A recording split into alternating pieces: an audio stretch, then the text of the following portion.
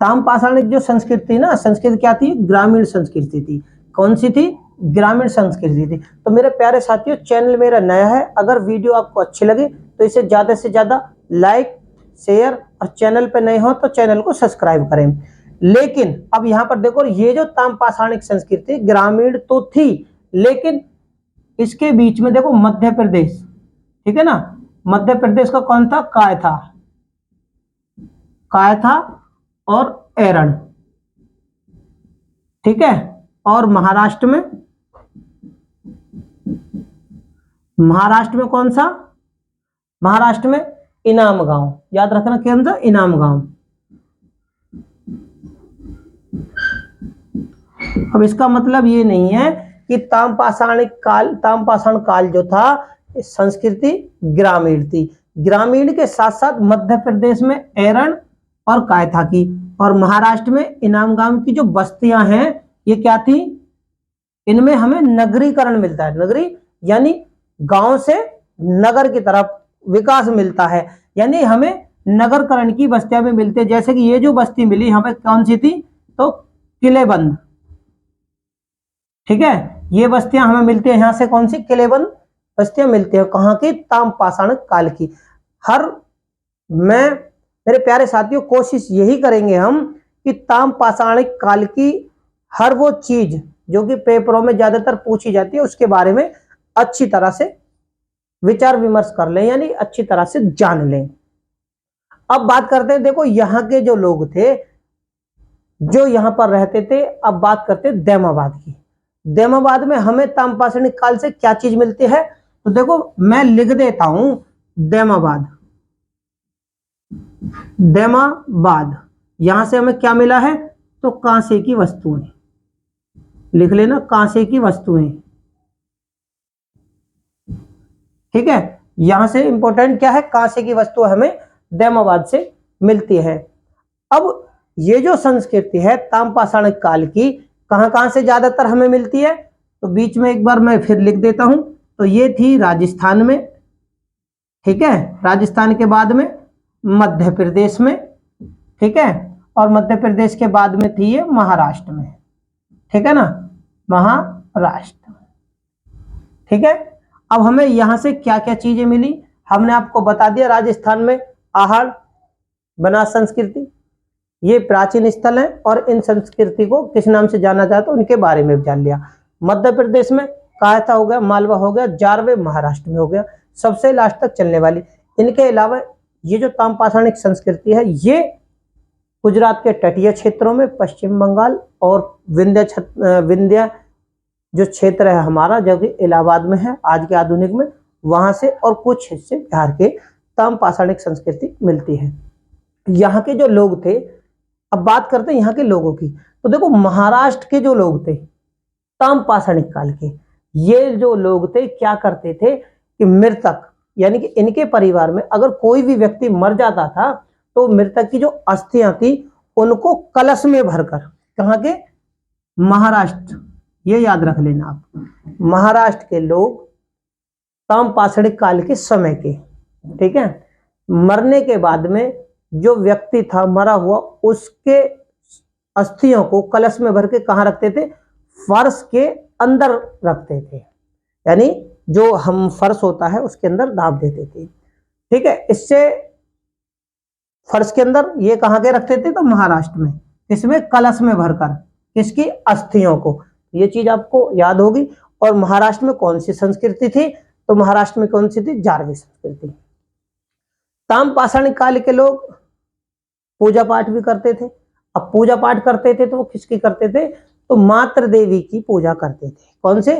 अगर हम बात करें पूजा की, तो ताम्रपाषाण के लोग जो पूजा करते थे किसकी? मातृ देवी की, मातृ देवी की ये पूजा करते थे। यानी ताम्रपाषाण काल में किसकी पूजा ज्यादा होती थी? तो मातृ देवी की पूजा होती थी। अब मातृ देवी की पूजा होती तो महाराष्ट्र के इनाम गांव से हमें क्या मिलता है? यहां से हमें मातृ देवी की प्रतिमा मिलती है। इसकी मातृ देवी की, मातृ देवी की प्रतिमा, प्रतिमा मतलब मूर्ति, ठीक है, किसकी मिलती है, कहाँ से मिलती है, वो इनाम गांव से मिलती है। ये प्रतीक है कि यहाँ के लोग देवी देवताओं में भी आस्था रखते थे और उनकी पूजा करते थे। यहाँ के जो लोग थे वो वस्त्र जो है कपड़े से भी परिचित थे। कौन से थे, ताम्रपाषाण काल के लोग वस्त्र बनाने को भी, यानी वस्त्र थे ना, वस्त्र बनाने की कला से भी क्या थे, परिचित, है ना, परिचित थे। ठीक है, यहाँ के जो लोग थे वो वस्त्र बनाने की कला से भी परिचित थे, यानी बहुत ज्यादा विकसित थे, ये वस्त्र भी बनाते थे। अब बात करें, देखो मालवा राजस्थान में ये जो लोग थे रूढ़ शैली की बनी हुई, कौन सी, इनकी एक शैली भी थी, यानी ताम्रपाषाण काल के लोगों ने एक शैली विकसित की थी, उस शैली का क्या नाम था, रूढ़ शैली। याद रखना कौन सी शैली थी, ताम्रपाषाण काल के लोगों की एक रूढ़ शैली थी। रूढ़ शैली से ये क्या करते थे, मट्टी के रूढ़ शैली से इन्होंने मट्टी का एक वृषभ बनाया था, जो कि ताम्रपाषाण काल में पुरातत्व विशेषज्ञ जो थे, भू विशेषज्ञ जो वैज्ञानिक थे, उन्होंने जब इस ताम्रपाषाण काल का उत्खनन किया तो साक्ष्य के रूप में क्या मिला था, रूढ़ शैली में बना। कौन सी शैली में बना, रूढ़ शैली में बना वृषभ। ठीक है ना, वृषभ की मिट्टी की बनी किसकी, वृषभ की आकृति, यानी प्रतिमा मिलती है। ये क्या थी, ये ताम्रपाषाणिक लोगों की क्या थी, धार्मिक पंथ का एक उदाहरण मान लीजिए। ठीक है, अब ये जो ताम्रपाषाणिक काल के जो लोग थे ये क्या करते थे भाई, ताम्रपाषाणिक जो लोग थे हमने आपको बताया कि ये राजस्थान, मध्य प्रदेश और महाराष्ट्र, लेकिन इनके साथ साथ में गुजरात के तटीय क्षेत्रों में और पूर्वी अगर भारत की हम बात करें तो बंगाल, बिहार और विंध्य क्षेत्र में भी ये लोग, यानी कि ये संस्कृति हमें देखने को मिलती है। तो ताम्रपाषाणिक काल के लोग जो थे वो पश्चिमी भारत में, जब ये ताम्रपाषाणिक संस्कृति थी जब पश्चिम भारत में, तो ये क्या करते थे, यहां पर मैं लिख देता हूं, ठीक है, पश्चिमी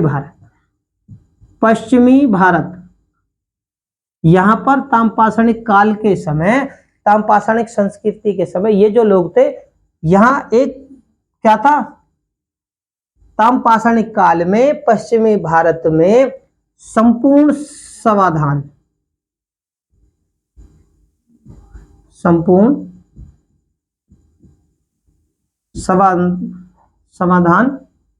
प्रचलित था। क्या था, पश्चिमी भारत में था संपूर्ण समाधान ताम्रपाषाणिक काल में। ठीक है, और पूर्वी भारत, जो कि मैंने अभी आपको बताया कि पूर्वी भारत में भी, यानी बंगाल की साइड भी ये ताम्रपाषाणिक संस्कृति देखी गई है। तो पूर्वी भारत में क्या था, पूर्वी भारत में के समय में ताम्रपाषाणिक लोगों को का आंशिक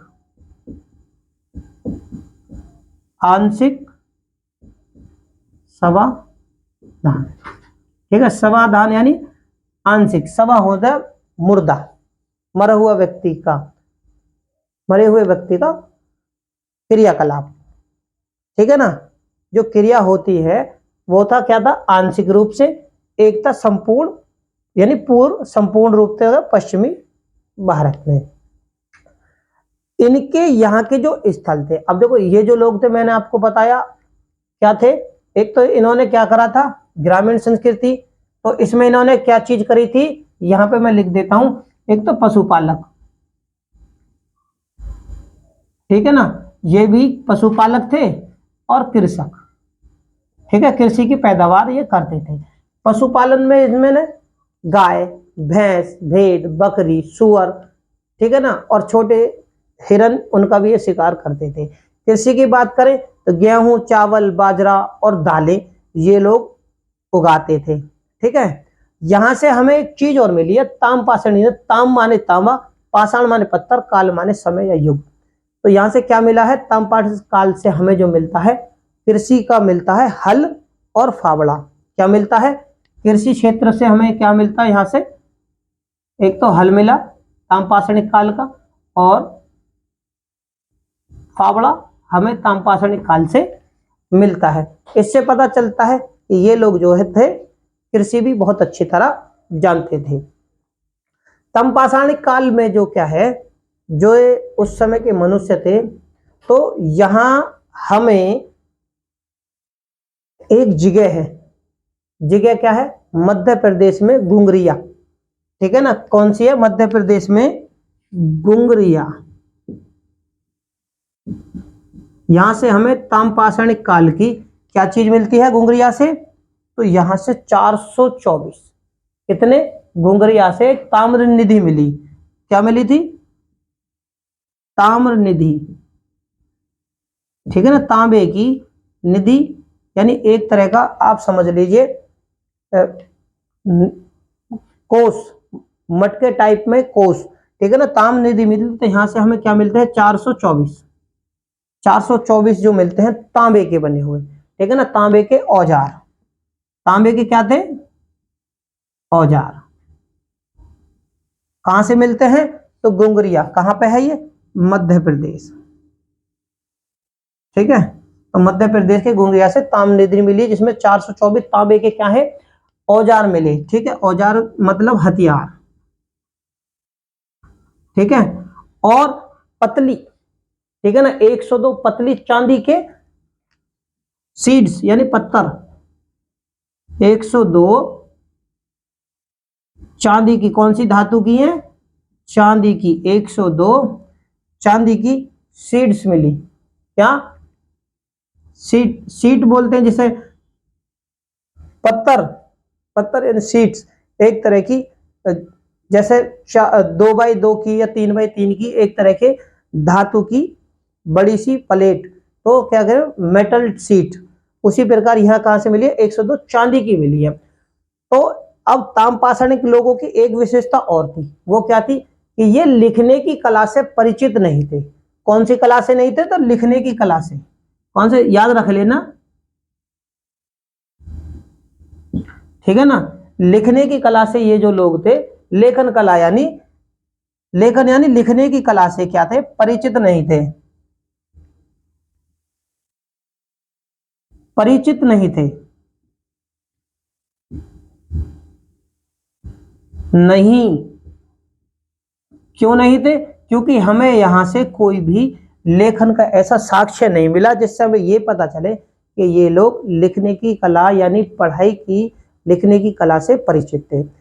बात करते हैं भाई, देखो ये जो संस्कृति है लगभग क्यों समाप्त हो गई, किस कारण समाप्त हो गई, तो अभी तक का जो अनुमान है, ये जो संस्कृति है ना, कम वर्षा, कम वर्षा, अल्प वर्षा के कारण, यानी सूखा पड़ने के कारण ये जो ताम्रपाषाणिक काल की संस्कृति है वो विलुप्त हो जाती है।